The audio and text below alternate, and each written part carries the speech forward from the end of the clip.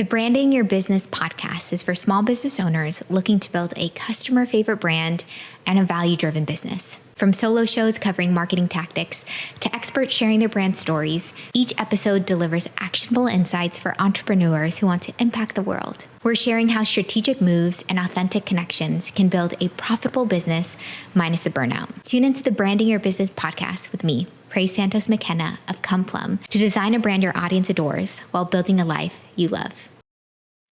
This is such a treat today because here on the Branding Your Business podcast, I have the woman who convinced me that I should start a podcast. So I owe it all to this woman, Kristin Sweeting, for me to be able to show up in this way, even here today. So I knew I had to have her on the podcast. Some people ask me, Praise, how did you find your coach? You coach yourself. Who is the person who's pouring into you? Well, it took me a while just because I had to find that perfect fit. And it was a bit of a Goldilocks story in that I interviewed coach after coach after coach. I knew I needed someone who was building a life that I wanted and was a few steps ahead of me. And I'm really grateful for coaches that I interviewed who would tell me, Praise, I'm not for you, but actually I know someone who is. And so that is also great coaching and great community when someone can refer you out because they really want what's best for you. And so when I told this coach what I was looking for, of that I also wanted to dive deeper into education. I also wanted to use the skill sets I had building a business over the last 10 years, but I didn't quite know how to do it. She pointed me in Kristin's direction. And I'm so glad that I synced with you. Kristin and I have known each other now for almost 2 years, over 2 years, kind of around there. And I know my business and my life has experienced so much growth and thriving because of this woman. And so that's how I know Kristin, but let me brag a little bit about her as well. So Kristin has been running her own business now for over 14 years, has traveled to 20 different countries for work, and she does it all in a way that keeps her as a whole person and uplifts her family too. She has been featured in South by Southern Wedding Magazine. She has taught at the Hybrid Conference. You'll see her around the creatives community just continually pouring out. And so this woman is a wealth of wisdom, and you'll hear some of that wisdom in her own podcast called the Dangerous Creatives Podcast. So you need to tune into that. We'll have this all in the show notes as well. But Kristin, I know that is just such a limited view of all that you do. Would you like to introduce yourself a little bit more, maybe give it a little more color too? That was such a kind introduction, and it has just been so much fun working with you and seeing this podcast come into fruition. And I'm just so excited to be here. But yeah, I'm Kristin Sweeting. I live outside of Nashville with my son, who's 8, and my husband, Andrew. And we, I've been running my photography business for over 14 years and also coaching and mentoring for over 10. And love just getting to support other creatives and talk about life and talk about business. And so, yeah, it's just such an honor to be on your podcast, Praise. And for those who are watching the video version of our podcast, Andrew is here with us too in that picture behind Kristin. I don't know if you all knew she married royalty back there. For those who are just listening, this is, what do you call this, Kristin? It's like, it's kind of not a meme, but like this trending thing going around where you get your person's portrait made, but like old school painting kind of portrait. It's like it looks like a canvas painting, and it's my husband's face on like a king's body from like the French Revolution or something. It's hilarious. I got it for him as a Christmas present. And now it just sits and like stares at my Zoom screen when I'm in this room doing calls. To always remember, I feel like even just looking at that portrait makes me like sit up a little taller because Andrew also looks like so regal. He naturally has such good posture, which is always like a reminder to myself to sit up straight too. But with the suit of armor on or whatever he has on, it's a little extra regal. Extra regal. Maybe that should be a brand value for those who are considering what their brand value should be. Not just regal, but maybe a little extra regal, to channel Andrew a bit. Extra regal, exactly. Well, I'm so excited to not only chat posture, but more about how you posture your life. You see that transition? Oh my gosh, I loved it. It wasn't smooth, but I made it happen. I loved it. but also how you built this incredible business and life, because I know a bit of your story in that you were working at a nonprofit while also kind of side hustling your photography business. And then you became a mom and you're like, wait, we really need to hunker down. And I know that a lot of people who are listening to this podcast are often in transitions of deciding, should I go full in? Should I really do this? And I feel like them hearing your story might encourage them. Can you give us, yeah, a bit of how you started and how that all came together? Yeah, totally. So I grew up thinking I wanted to do something in the arts always. I got a music degree, figured I would go into music education, ended up working at a nonprofit right out of college and like loved it, but very quickly realized, hey, if some of these other things I want in life, like having a family and even just growth at all, there was really a ceiling capped for me at this nonprofit. I had this one conversation that really did change a lot. There's a few different pivot moments, but this one conversation with my boss where I was like, hey, I love this work. I feel like I'm really good at it. I give a lot. I give a lot to people. Um, but like I need to make some more money. Is there like growth opportunities for me here? And basically was told like this job isn't supposed to be for a person who's supporting their family. It's supposed to be for like a woman that has a husband that's supporting her, is like what he told me. Just like for context, this was at a church and I was a youth director, so I had but it was a large church. We had a huge program. And so we did a lot, we did a lot of camps and a lot of trips, and it was very involved. And I ended up being kind of like a counselor / mentor for all these teenage girls. And it was so lovely. And it's interesting to see now how like mentoring is a huge part of my life in a different context. But that conversation just like woke me up because we were really financially struggling. I was the breadwinner of a young couple and was struggling to pay our bills. And the conversation was like, hey, this job actually wasn't meant for you to cover your bills, because we figured you would have like a husband that was making more money than he is, I was just like blown away. And that was one of the first pivot moments for me where I was like, I'm actually not going to win a game that I'm not creating the rules for. Like someone else has rigged this game against women or against people that want to be more conscious in the way they're living. And I started my photography business on the side, which eventually now has turned into just like not only a huge financial blessing to my family, but has allowed us to have freedom, has carried me through multiple ups and downs in my life, including a time where I was single parenting. And I can't imagine not having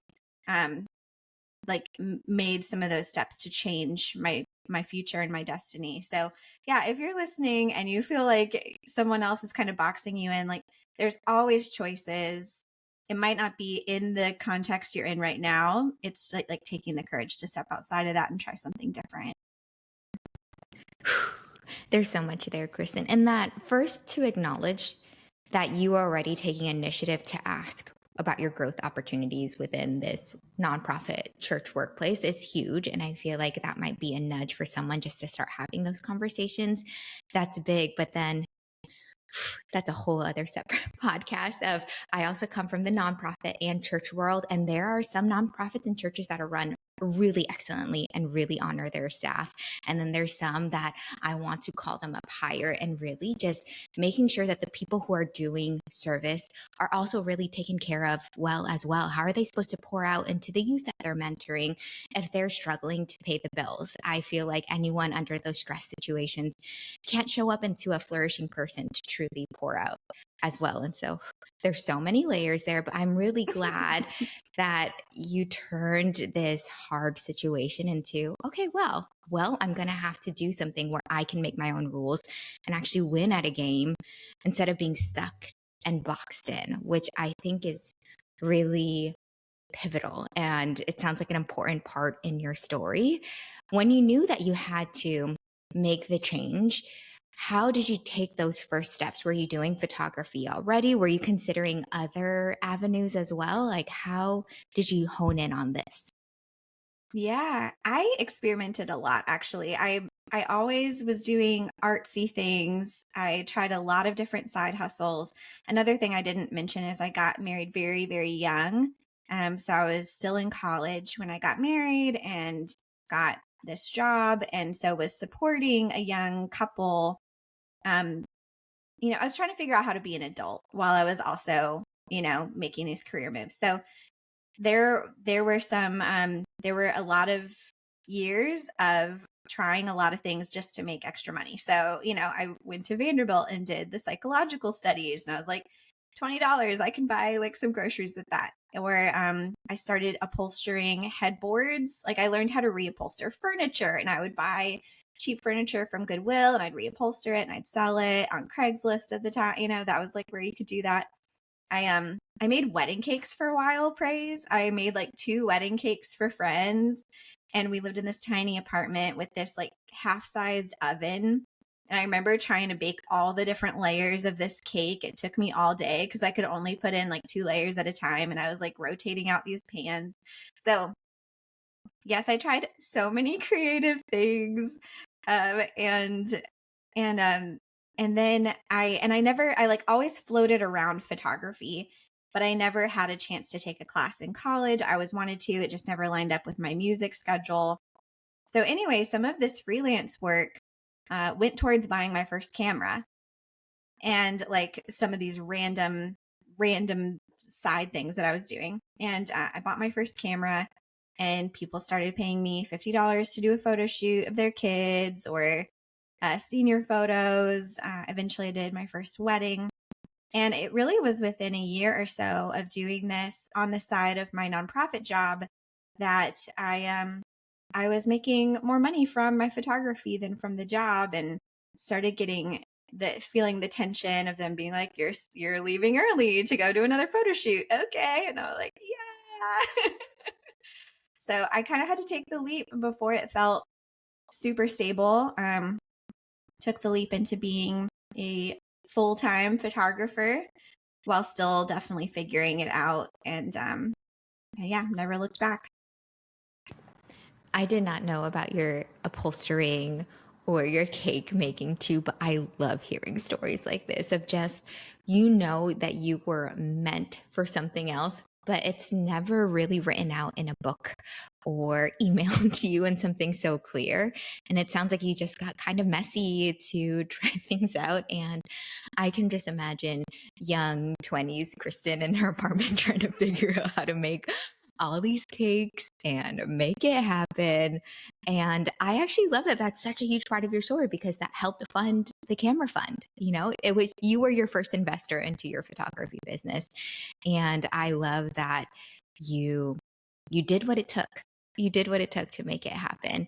Even when it sounds like your community and people around you were like, okay, well, this thing is growing. Now you have to make a choice. And it sounds like you then resigned from that job before you even felt ready because you had to just go full in. Is that what happened? Yeah, yeah. And there were people that were super helpful in that transition, even within that community. I think like if you're starting a business, knowing a lot of people is a huge benefit, because your network is a huge asset to you, especially if, people catch on that you're good at something. Um, they, your natural word of mouth should be propelling you forward all the time. So I am really thankful for that. But there also were people who thought I should be doing photo shoots for free because I was working in a nonprofit, and had a really hard time as I started raising prices and trying to cover my bills. And there was judgment there, especially in the nonprofit world. So it was, yeah, I was my own first investor. And there were a lot of other people that also really invested in me too. But definitely wasn't easy, and definitely was kind of pushing against what I was being told I should do during that time, or what was right in the context of this community. Just so you all know, just more BTS behind. Uh, Kristen's and my one-on-one coaching sessions, it's a lot of Kristen telling me, Praise, you have to ask for more money and like know that your work is valuable. You can't keep on discounting it for people. You can't keep on shortchanging yourself too, because what we were mentioning earlier, I was also pouring out of an empty cup because I want to be generous. You want to help those people that were in your circle, in your network, but you also wanted to support your young family, and those tensions are real. But I'm really glad to have stories like this, Kristen's story, my story, of people who are like, yeah, we can have really good boundaries. And because of that, when we are filled up, we can be generous to people, but it's hard to do it at the same time if you're running on empty, if you're drained.